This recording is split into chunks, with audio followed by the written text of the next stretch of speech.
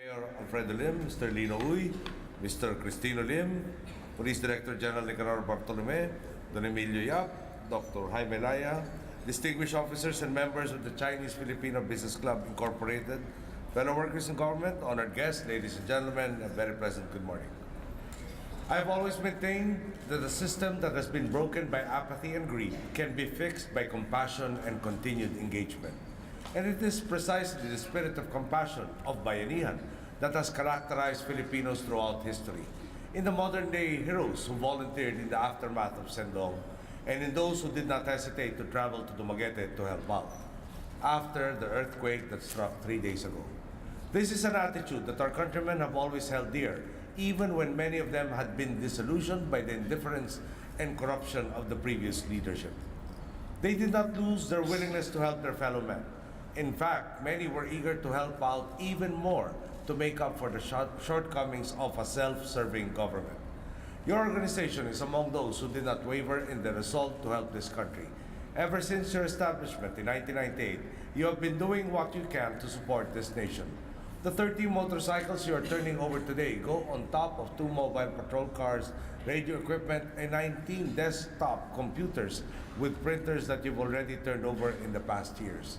And I take this opportunity to thank you for supporting the PNP's Integrated Transformation Program, which will help us strengthen our police force's law enforcement capabilities, allowing us to better protect our countrymen. The Chinese Filipino Business Club Incorporated, or CFBCI, has also been very helpful on the economic front, supporting the government in its efforts to create jobs and strengthen the economy. You have actively undertaken trade missions and tax consciousness campaigns, among other projects. Right now, the CFBCI even serves as a forum where people share their ideas with government officials about a number of projects, like drug consciousness campaigns and book drives for the less fortunate. Biennial conventions like this top it off as a significant venue of public engagement, where business leaders can share their ideas on the pressing issues of the time. Quite simply, the members of CFBCI are doing a good job of being responsible corporate citizens. For this, I extend my gratitude to all the members and the board of the CFBCI. Your members are some of the most successful businessmen in the country, and you could have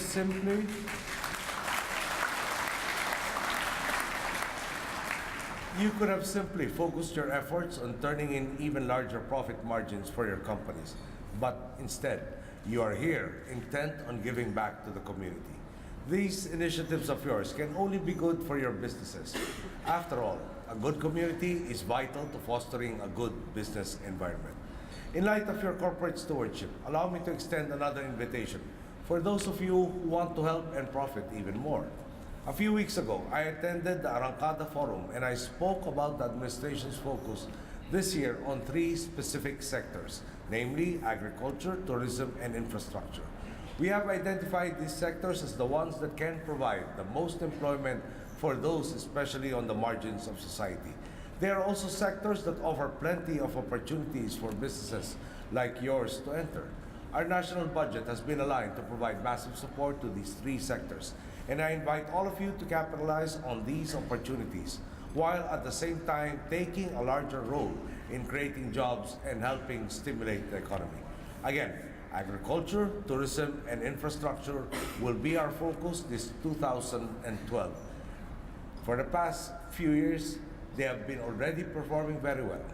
For example, from 2010 to 2011, our total tourist arrivals jumped from 3.52 million to 3.917 million, an increase of 11%.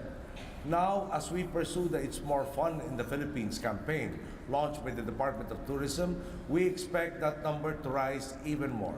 Through this campaign and through the complete refurbishing of NAIA Terminal 1 and through utilizing what we already have in NAIA Terminal 3, we are targeting 10 million visitors by the time I step down in 2016. This is an achievable goal, and with the help of partners in the private sector, I am confident that we can achieve it. Our plans for the airports are only a few of our infrastructure initiatives. We also plan on modernizing our national highway system, and we want to begin work on expanding the train system in and around Metro Manila and Luzon. And in fact, we have opened the South Rail. system once again. We need investors in these areas as well, who are willing to take part in the literal rebuilding of our country. Our agricultural sector is also looking much better.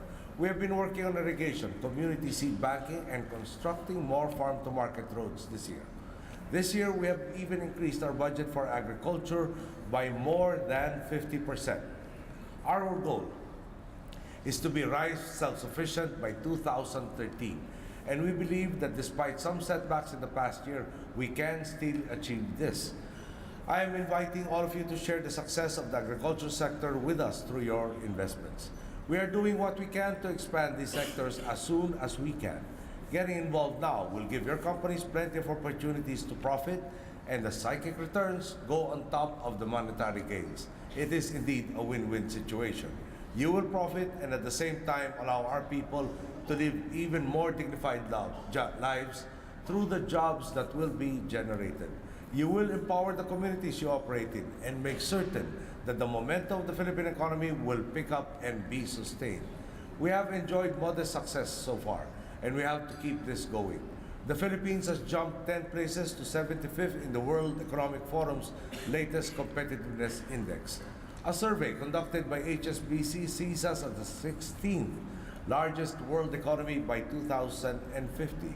Today, as you talk about good business innovation, allow me to share what I believe is the most vital innovation in business. The idea that it is the businesses that foster a good relationship with their communities that ultimately succeed, as opposed to the businesses that merely seek to make profit. The idea that it is possible and more profitable to help the community. And I believe that this mentality extends to governance.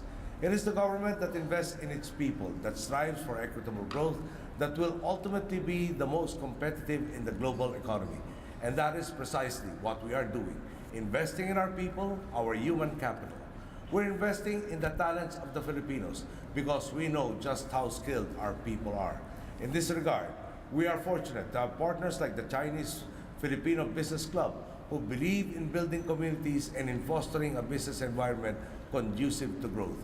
I know that if more organizations like you walk with us along the straight path, then we can be certain that the future of this country will be one where it can continue shining brightly under the broad light of day. For all of your past efforts and continuing efforts, again, may I thank you and wish you all a good day.